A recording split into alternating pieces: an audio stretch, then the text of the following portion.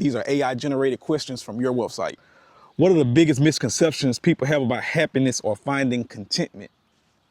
Ooh, that's a good question. Yeah, I told you I came back with some other questions.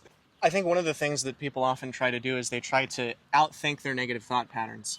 So if they're concerned about something, let's say that you're like ruminating on a conversation, you're trying to solve it internally, and by giving your attention to that problem, you're actually just perpetuating the problem. Well, basically by fixating on that conversation and by trying to solve it internally, when there might not be anything that needs solved, they're actually perpetuating the problem. They're not going to fix it by thinking about it more. And instead, we need to learn how to redirect our attention. That's one of the biggest things that we're talking to people about, is ways that we can retrain our attention, because it's really the spotlight of our consciousness. So if we don't know how to maneuver the spotlight of our consciousness, we can't place that spotlight on the things that ought to be in view and keep it off of the things that ought not to be in view. What have you learned from the people you've met across the country that have contributed to your mission of fostering connections and changing the world from inside out? We like it. Yeah, go ahead. We've learned a lot about how different people are than we often assume they're going to be. We've been able to connect with every kind of person despite our differences, our beliefs, whether it's spiritual or political. We've connected with people that we never would have expected to. Most people are trying to do good and have some kindness to give to others. If you know how to perceive them in a different way and approach them in a different way, we can receive way more kindness than we would often expect. Yeah, I think, like, to touch on Paige's point, I was far more cynical when I started this journey, because I was plugged into the wrong filter bubbles and the wrong echo chambers. And so you look out at different demographics, whether ideological or, maybe it's financial or anything like that, and you have these judgments about them. We're all carrying these judgments around with us. And yet it was every kind of person that was coming out of the woodwork to help us along this journey before we were ever even public, before we had any social media. And they had no way to vet us or verify what we were doing. People were still trusting us to sleep inside their homes, or, they were donating to us even then to help keep the walk going. Along the way, have there been any specific moments or encounters that significantly changed your perspective on life and deepened your understanding of contentment? We stayed with a few Mennonite families, and one in particular we stayed with for several days. They really taught us a lot. It was eye-opening to see how they functioned with.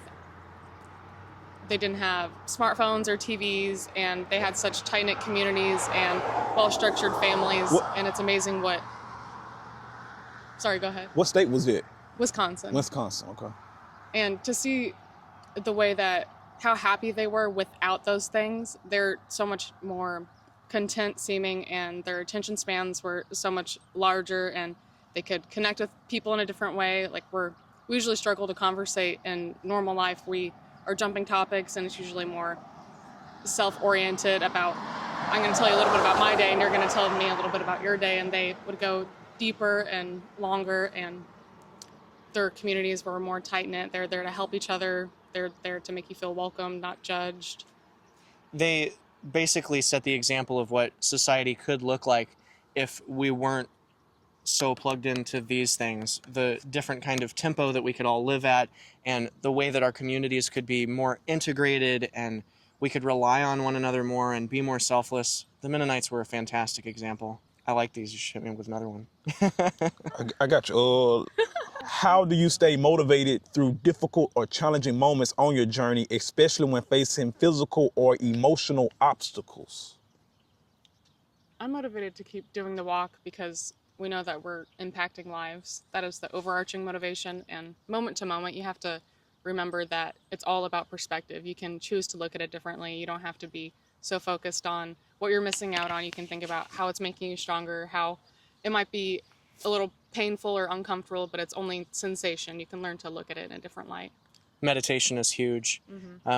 Drawing yourself back to the present moment constantly, like pulling yourself away from your inner monologue and that voice inside your head that's telling you how hard this is, or how much you hurt, or like how this moment sucks, and instead just being here now. There's far less suffering right here, right now, than there is up here most of the time. What advice would you give someone who feels stuck or disconnected, looking for a path to change their mindset or approach to life? It's holistic. There's no one route to get there. We have to do everything. We have to treat our bodies well. We have to treat our minds well. And that means reading. It means meditating. It means subjecting yourself to the right kinds of experiences. It means integrating with the right kind of people, the kind of people that prioritize, let's say, self-improvement instead of self-indulgence. You have to shape your environment and you have to shape your habits. It's the whole shebang. More reading, less social media. I'd add to that. Yeah. If you're going to be on social media, find the good stuff like the Walking America couples content where they really go deep and get into the density of it all. All right, thank you so much for your time. I really listened and really took this in today, and I'm going to actually go apply it to my life. It was an awesome chance. I believe it was God. God gave me the chance to meet you guys. And again, thanks and nice for meeting you. Thank you, man. It was great. To meet you. Nice meeting y'all.